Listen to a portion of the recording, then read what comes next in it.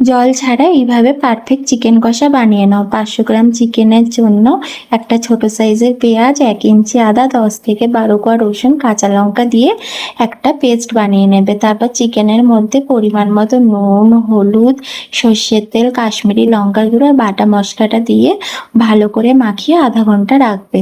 কড়াইয়ে সর্ষের তেল গরম করে আলুটা ভেজে তুলে নেবে। আলুটা চাইলে তোমরা স্কিপ করতে পারো। তারপর সেই তেলের মধ্যেই দুটো বড় সাইজের স্লাইস করে কাটা পেঁয়াজ দিয়ে দেবে। পেঁয়াজটা হালকা ভাজা হয়ে গেলে কুচনো টমেটোটা দিয়ে দেবে। টমেটোটা নরম হয়ে যাওয়ার পর চিকেনটা দিয়ে ভালো করে নেড়ে নেবে।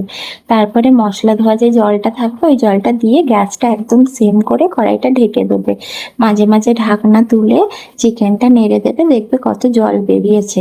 জলটা বসতে থাকবে, তারপরেই মশলা থেকে তেল ছাড়তে শুরু করবে। যখন একদম তেল ছেড়ে দেবে আর চিকেনটা ভালোভাবে সিদ্ধ হয়ে যাবে, তখনই রেডি আমাদের চিকেন কষা। তারপরে গরম গরম ভাত, রুটি, লুচি, পরোটা যার সাথে হোক তোমরা পরিবেশন করতে পারো। একবার বাড়িতে অবশ্যই ট্রাই করে এইভাবে কেমন লাগলো আমাকে জানিও।